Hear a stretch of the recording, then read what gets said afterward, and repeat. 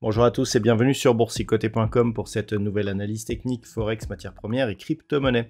Avec une période de devise euro-dollar qui continue à rebondir, même si on a éteint un petit peu la dynamique qui nous portait vers cette moyenne mobile 20 exponentielle proche des 1,06.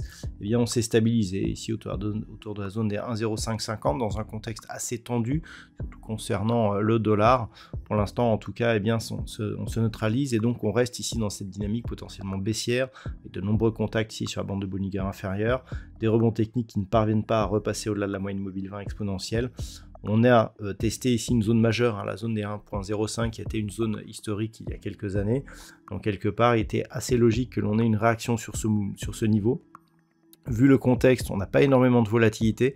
Attention donc à un retour des cours ici sur la zone des 1,05 qui pourrait confirmer l'objectif de cassure de ce niveau qui se situe à 1.0360. Même constatation sur la paire de devises livre sterling contre dollar américain. On s'est approché ici de la zone historique des 1.20 avant un rebond ici, mais qui ne parvient pas à nous faire oublier que cette zone des 1.2270 est le niveau minimum pour espérer un changement de tendance. On a bien ici hésité sous cette zone qui a quasiment agi comme résistance sur 2 tentatives consécutives. Donc pour l'instant, malgré ce rebond, on reste ici dans une dynamique baissière qui en plus vient d'accélérer avec un objectif de poursuite ici en direction des 1.20. Le niveau d'invalidation se ferait sur une rupture haussière ici des 1.24 puisqu'on commencerait à avoir des signaux de retournement sur une éventuelle rupture de cette zone. Sur l'or, eh bien, nous avons un effet valeur refuge, puisque suite aux événements de ce week-end, on a un très gros signal technique sur le métal jaune. On était ici sur une accélération baissière, qui plus est, suite à la rupture ici de cette zone des 1880 $ l'once. Eh bien, on a eu ici cette accélération, cette stabilisation, tentative de rebond, et on a eu ici une ouverture sur gap, et tout de suite un retour ici sur cette zone des 1855, qui avait été donc le déclencheur, après celle des 1880, de l'accélération de ce mouvement baissier. Donc tant que cette zone, ancienne zone de support, agit comme résistance, on est toujours sur un mouvement baissier, et y compris tant que l'on est sous la moyenne mobile 20 exponentielle. Mais par rapport à cette tendance baissière, à cette phase de consolidation, nous avons ici un gap de rupture, ce qui est relativement rare sur les matières premières, puisqu'en fait un gap ne peut intervenir quasiment que lors d'un week-end. Donc on a ce signal. Ce signal, il est important. On sait que les gaps de rupture sont des signaux de retournement importants sur les configurations chartistes. Donc on va observer ce qui se passe sur cette zone ici des 1855 $ l'once. Et si les cours cassent ici, eh bien l'enjeu sera de revenir au-delà des 1880. Ce qui, en une seule fois, nous permettrait de casser à la hausse cette moyenne mobile et empêcher que cette ancienne zone de support ici devienne résistance. Donc ce sera à surveiller. Naturellement, tant que l'on reste ici sous 1855 $ l'once, eh bien la tendance reste baissière. Au niveau du pétrole, eh bien nous sommes dans une configuration de rebond liée aux événements donc à aux tensions géopolitiques qui sont apparues ce week-end autour de l'Israël.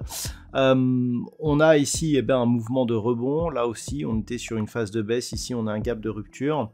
Bon, il faut relativiser. On était ici sur des niveaux proches des 94 $ le baril sur le WTI. On est descendu à 82. On remonte à peine ici sur 86.